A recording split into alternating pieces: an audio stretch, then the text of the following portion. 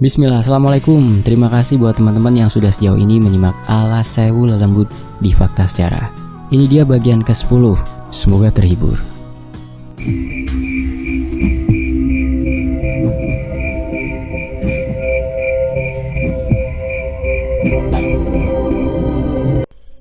Danan dan Cahyo tercekat. Serangan mereka sama sekali tidak terpengaruh, seolah kedua demit itu sudah di luar batasan mereka. Apaan ini? Danan mulai bingung. Ajian lebur saketi hingga kilatan keris Raga Sukma tidak mampu melukai mereka berdua. Sementara serangan Wonosuro hanya dimentahkan begitu saja. Kalian tidak sayang nyawa rupanya. Kupikir kita masih bisa bermain lagi, ucap Ki Among Mayit yang mulai terasa terganggu dengan serangan-serangan mereka berdua. Ia pun mencekik Danan dan Cahyo dengan kedua tangannya dan melempar mereka hingga menabrak sebuah pohon. Kalau kalian mau mati, akan kuberikan sama seperti pendekar-pendekar yang datang ke tempat ini, ucap Ki Among Mayit. Mendengar ucapan itu, Danan dan Cahyo kembali terpikir akan keadaan Pak Le. Kemana? Di mana mereka? Di mana orang-orang yang datang ke sini untuk menolong warga desa? Teriak Danan. Mendengar pertanyaan itu, Ki Among Mayit malah tertawa terkekeh-kekeh. Ia berbalik meninggalkan mereka berdua, sembari menatap sebuah pohon besar yang tertutup daun rindang. Jelas saja mereka mati, tawa Ki Among Mayit. Danan dan Cahyo melihat ke arah pohon dengan ranting yang besar itu. Mereka menyaksikan jasad-jasad tim penolong. Beberapa orang berpakaian dukun tersangkut di pohon itu. Tapi ada satu yang akhirnya membuat mereka terdiam. Ada sosok dengan tubuh yang sudah membiru, dengan darah mengering di pinggir mulutnya. Jasad itu terduduk di salah satu ranting dengan sebuah keris menancap di dadanya. Enggak mungkin, kata Cahyo. Pak Le, enggak mungkin Pak Le. Danan masih tidak percaya. Wajah mereka pucat, tubuh mereka lemas ketika melihat jasad Pak Le tertancap di pohon itu dengan mengenaskan. Nafas Cahyo semakin menderu, menahan kesedihan sekaligus kemarahan yang mulai muncul. Pak Le! Cahyo berteriak. Bersamaan dengannya terdengar auman Wonosuro dari dalam tubuh Cahyo. Danan menyeka air matanya. Ia sama sekali tidak bisa menahan emosinya. Ternyata satu rombongan. Kalian harus melihat nanti saat darahnya diperah, tawa Ki Among Mayit. Mendengar ucapan itu, amarah Cahyo memuncak. Danan pun tak dapat berpikir jernih dan menghunuskan kerisnya pada tubuh Ki Among Mayit yang tidak bisa tersentuh itu. Berkali-kali serangan itu menyapu tubuh Ki Among Mayit. Namun semua itu hanya menembus asap hitam dari wujud tubuhnya. Danan juga menggunakan wewangian yang diberikan oleh Gama untuk memusnahkan sihir Ki Among Mayit. Namun sayangnya tidak berhasil seperti tadi. Itu bukan sihir.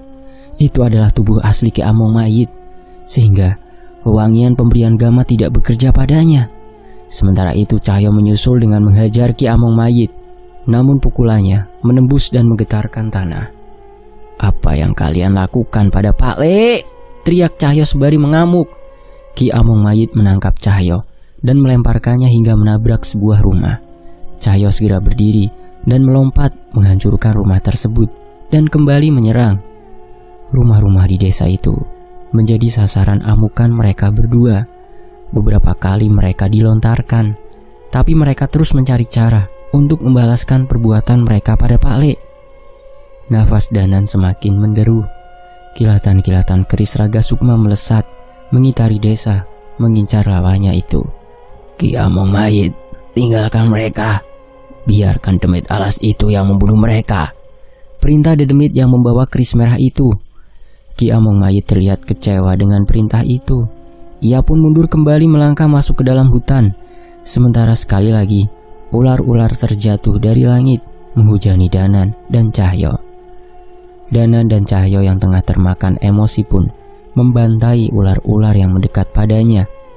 Tapi ternyata ular-ular itu hanyalah penyambutan dari sosok-sosok setan manusia yang tiba-tiba muncul di sekeliling mereka.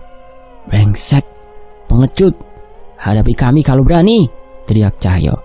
Namun sebelum menyusul Ki Among Mayit, setan-setan itu mengerubuti Danan dan Cahyo untuk menghabisi mereka. Buar. Kembali sebuah rumah hancur dan sebuah pohon tumbang. Mereka menerobos puluhan demit yang mengepung mereka dan membuat desa itu porak-poranda. Puluhan setan itu tidak mampu menandingi Danan dan Cahyo. Tapi sialnya, setan lainnya terus bermunculan untuk menyerang mereka. Nafas Danan sesak, amukannya menghabiskan nafasnya. Namun itu tidak dapat melegakan rasa sesak saat mengetahui kematian Pak Le. Setan biadab, teriak Danan. Kilatan putih di keris Sukmageni memerah. Api menyala di setiap tempat yang tergores oleh keris itu seolah menggambarkan kemarahan Danan. Setan-setan itu mulai terbakar oleh serangan Danan. Tapi tidak hanya itu, tangan Danan juga ikut terbakar dengan api amarah sukmanya sendiri. Mati, kalian harus mati, teriak Danan bengis berdampingan dengan hantaman Wonosuro yang menggetarkan tanah. Melihat keadaan semakin kacau, Ki Among Mayit dan setan keris merah itu terhenti dan menoleh kembali ke arah mereka berdua. Kalau tempat ritual sampai hancur, kita akan repot. Habisi saja mereka, perintah setan keris merah itu. Ki Among Mayit menurut, walaupun sedikit kecewa karena mainannya harus dihabisi. Tapi sebelum melangkah lebih jauh, tiba-tiba melesat sosok dengan cepat, menembus kerumunan setan dan menghajar Danan serta Cahyo secara bersamaan. Buar, buar. Danan dan Cahyo terpental dengan wajah yang babak belur dalam seketika. Ia tidak dapat melihat sosok yang menyerang mereka. Aing bae, nu bakal maehan aranjena. Maneh geus ditunggu di situs ritual, ucap makhluk itu. Danan dan Cahyo tidak bisa melihat sosok yang membuat mereka babak belur tertutup oleh sekumpulan setan-setan itu. Aku kurang ngerti omonganmu, Kang Jawir, ucap Ki Among Mayit. Aduh, repot pisan. Sudah cepat ke tempat ritual. Aku yang bunuh mereka tidak akan lama seperti kalian, teriak orang itu. Dan sosok itu adalah Kang Jawir, sosok yang persis Danan hadapi bersama Pak Le di desa Dirga sebelumnya. Kang Jawir kembali menghajar Cahyo hingga terpental. Hanya dalam beberapa pukulan, Cahyo yang diselimuti roh Wonosuro bisa memuntahkan darah. Setelah itu ia melompat dan menari mengincar Danan. Danan sudah siap dengan kerisnya. Ia menahan rasa sakit di tangannya yang mengayunkan keris itu ke arah Kang Jawir. Kita ketemu lagi, ledek Kang Jawir. Cahyo memaksakan dirinya membantu Danan. Walau begitu mereka semua tetap terpojok. Di tengah amarah itu, Danan tidak punya pilihan lagi selain meletakkan kerisnya di hadapan dadanya dan membacakan mantra leluhur. Tapi sebelum sempat melakukan itu, Kang Jawir menangkap wajah mereka berdua dan menghantamkannya ke sebuah rumah hingga hancur. Tubuh Danan dan Cahyo babak belur, setengah mati, hingga sulit untuk bergerak. Tapi bukannya segera menghabisi mereka berdua. Tiba-tiba Kang Jawir membisikkan sesuatu pada mereka berdua. Orang tua itu belum mati. Aku sendiri yang sengaja menusukkan keris pusaka yang mempunyai kekuatan penyembuh itu agar menjaganya tetap hidup, bisik Kang Jawir. Mendengar itu mata Danan dan Cahyo terbuka. Mereka berusaha untuk bangun, namun kembali Kang Jawir menghantamkan tubuh mereka ke runtuhan rumah itu. Sekarang aku harus mengambil nyawamu, ucap Kang Jawir pada Danan. Sementara itu, suara kegaduhan mulai terhenti. Keheningan kembali terwujud saat demit alas yang dipanggil mulai meninggalkan desa. Ki Among Mayit dan demit yang membawa keris merah itu menoleh dan melihat Kang Jawir muncul menyusulnya. Sudah kau bunuh mereka? Tanya Ki Among Mayit. Tanpa perlu menjawab, Ki Among Mayit sudah mengetahuinya ketika ada ruh seseorang manusia yang lehernya tercengkeram di tangan Kang Jawir dan terseret. Mayatnya? Tanya Ki Among Mayit. Bisa kau ambil sendiri di belakang. Selesaikan dulu ritual kita. Jangan sampai kau lupa perjanjian kita, peringat Ki Among. Jangan khawatir, aku hanya butuh roh mereka. Mayatnya jatahmu dan darahnya jatah Kanjeng Nyai Rasmono. Pergi, aku akan menyusul setelah mengantar ini ke Nyai Runtak. Ia pasti senang, jawab Kang Jawir.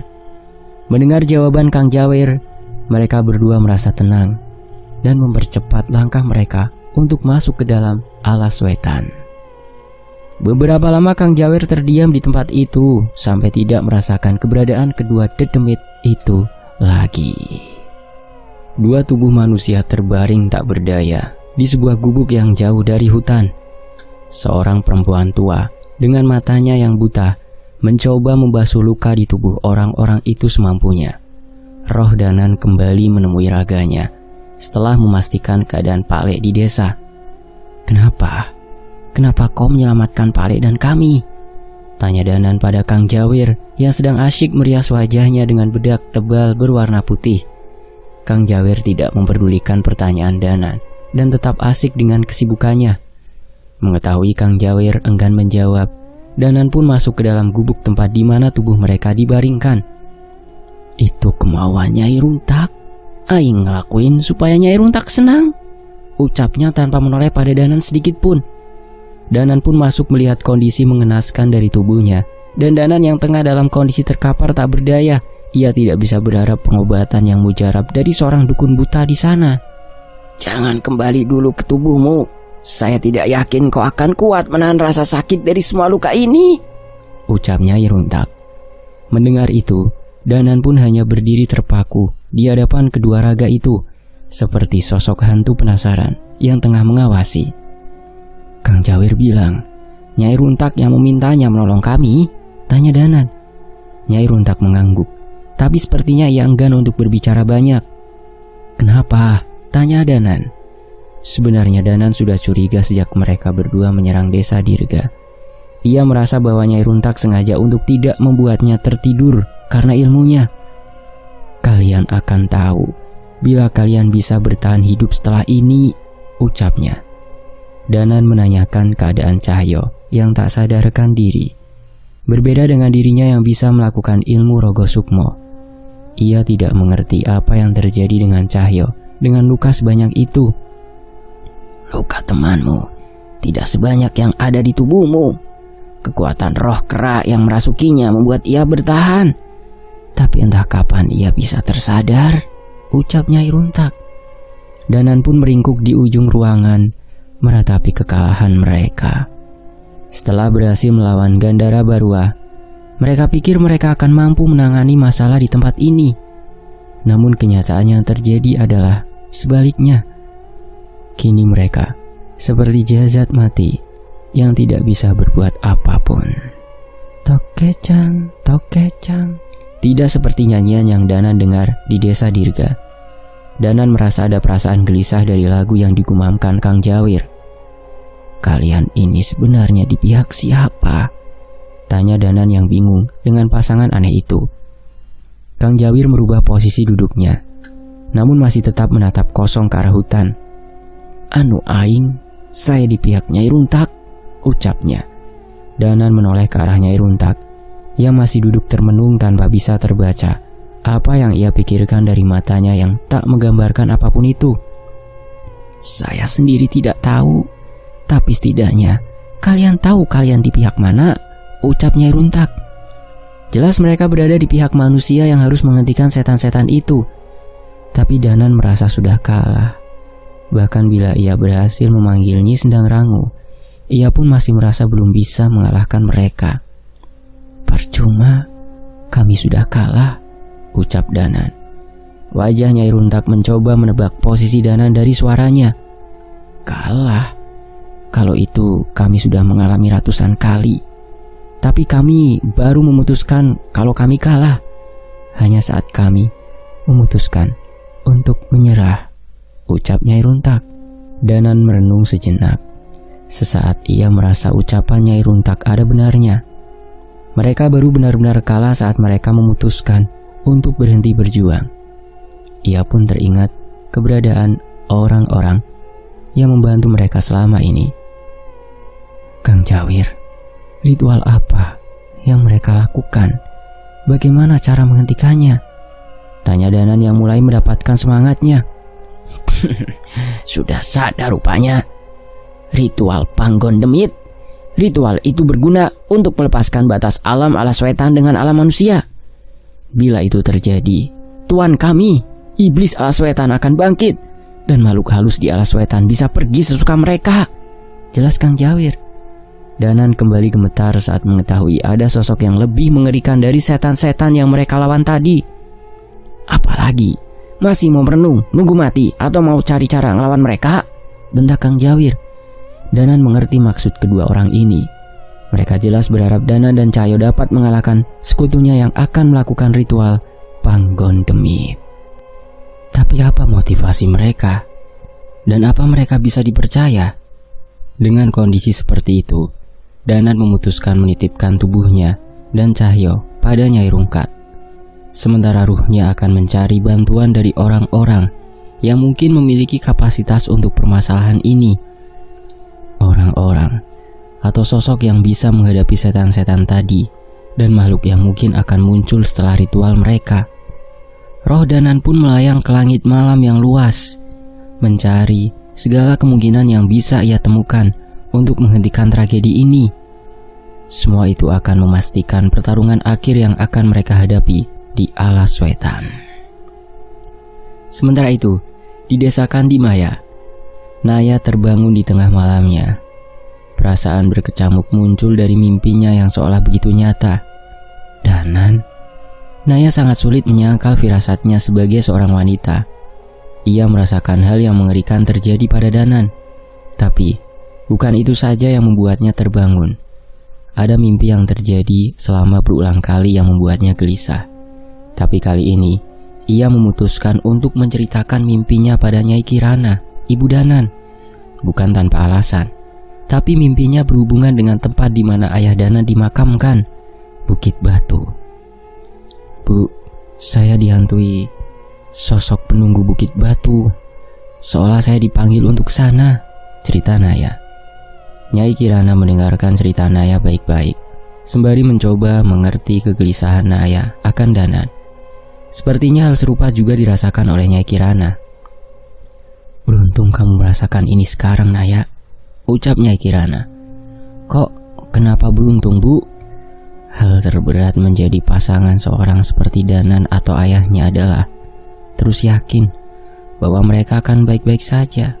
Sementara kita tahu mereka selalu berurusan dengan maut, jelas Nyai Kirana. Naya mengangguk dengan matanya yang berkaca-kaca.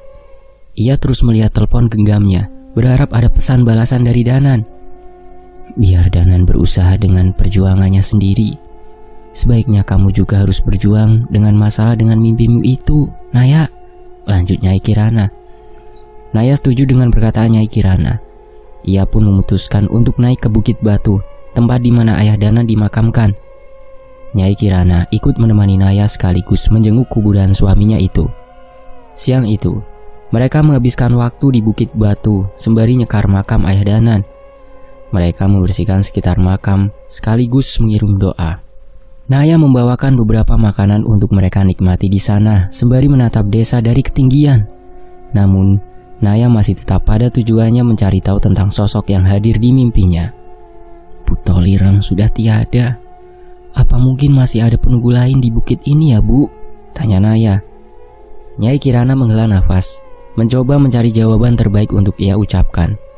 Tempat ini terlalu indah, Naya.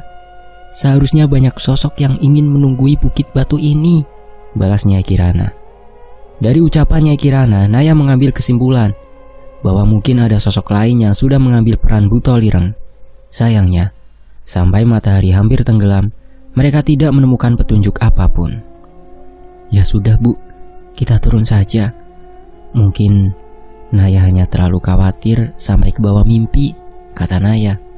Iya, yang penting sekarang kamu udah tenang dan gak penasaran kan? Tanya Nyai Kirana. Naya mengangguk dan berterima kasih pada Nyai Kirana. Mereka pun membereskan barang-barangnya dan bersiap untuk turun. Tapi sebelum sempat mereka meninggalkan tempat itu, tiba-tiba terdengar suara klotak, klotak. Naya dan Nyai Kirana terhenti. Mereka kembali menoleh ke belakang mencari asal suara itu. Klotak. Suara itu berasal dari salah satu tempat di bawah pohon besar. Nyai Kirana yang menyadari tempat itu pun segera mendekati tempat itu. Bu, hati-hati, ucap Naya yang terus memegangi Nyai Kirana. Mereka pun terus menajamkan telinga mencari asal suara itu. Dan saat sudah memastikannya, Nyai Kirana memaksa untuk menggali tanah tempat asal suara itu dengan tangannya. Bu, kenapa digali, Bu? Memangnya itu tempat apa? Tanya Naya. Di sini, Naya. Di sini tempat ibu memakamkan pusaka-pusaka Mas Bisma, ayahnya Danan, ucap Nyai Kirana. Mendengar ucapan itu, Naya pun ikut membantu menggali. Tapi langit sudah mulai memerah dan malam sudah siap menjemput. Nyai Kirana terlihat cemas. Naya tidak bertanya terlalu banyak dan hanya terus menggali hingga tangan mereka menyentuh sebuah benda. Kendi tanah liat. Masih terlalu jauh untuk menggali keseluruhan. Tapi Nyai Kirana dapat segera mengetahui bahwa pusaka-pusaka suaminya itu masih berada di sana. Nyai Kirana merasa lega. Walaupun menurutnya pusaka itu tidak lagi memiliki isi ataupun kekuatan, ia masih tidak tenang bila ada yang memanfaatkan benda itu dengan tujuan buruk. Tapi Naya terlihat aneh. Ia memperhatikan sosok bayangan yang muncul dari kendi itu. Ia menatap tinggi ke arah atas pohon tempat di mana kendi itu dikuburkan. Nyai Kirana menyadari keanehan pada Naya dan ikut melihat ke arah kemana Naya memandang. Itu, Bu, itu sosok yang ada di mimpi Naya, teriak Naya. Nyai Kirana terperanjat. Ia pun segera mendekat dan menggandeng Naya saat melihat sosok yang dilihat Naya. Ada sosok makhluk besar yang berdiri tersenyum memamerkan gigi-giginya di hadapan mereka berdua. Sosok besar melebihi pohon terbesar yang ada di puncak bukit batu itu. Benar, Naya, itu dia. Dialah penjaga bukit batu yang baru, ucap Nyai Kirana seolah mengenali sosok itu. Di sisi lain, langkah seorang anak perempuan mendekat menuju sebuah rumah di bawah pohon yang besar. Sebuah rantang susun ia bawa dengan hati-hati sembari mengamati ke sekeliling rumah itu. Eyang, ini Arum, ucap anak perempuan itu sembari mengetuk pintu rumah itu. Suara langkah tertatih mendekat membukakan pintu untuk Arum. Terlihat Nyai Jambrong sedang merapihkan rambutnya yang belum sempat ia sanggul. Ini ada lauk, Eyang. Arum sama ibu yang masak, ucap Arum. Heyalah, Nduk. Lauk kemarin aja belum habis, malah repot-repot bawain lagi, balas Nyai Jambrong. Arum masuk ke dalam rumah dan melangkah menuju dapur. Lauk kemarin itu gak sehat, Eyang. Makanya ibu selalu nyuruh Arum buat bawain lauk tiap hari, balas Arum. Titip bilang terima kasih ya sama ibumu. Eyang selalu ngerasa bersalah, gak bisa ngelakuin sesuatu yang berguna buat ibumu, balas Nyai Jambrong. Arum menukar lauk kemarin dengan lauk yang baru dan mengambilkannya untuk makan mereka berdua. Eyang jangan ngomong gitu. Arum dan ibu tahu kok kalau Eyang sayang sama kami. Ibu yang selalu ngingetin Arum. Kita makan dulu yuk, Eyang, ajak Arum. Eyang pun tersenyum sembari menikmati masakan itu. Dalam hatinya, ia tidak pernah menyangka akan bangkit di kehidupan seperti ini. Sebelumnya ia selalu hidup di dunia yang penuh dengan kutukan dan ilmu hitam. Arum menanyakan pada eyangnya tentang keberadaan Guntur yang belum pulang hingga saat ini. Namun eyang menjelaskan bahwa ia merasakan keberadaan Guntur yang tengah baik-baik saja.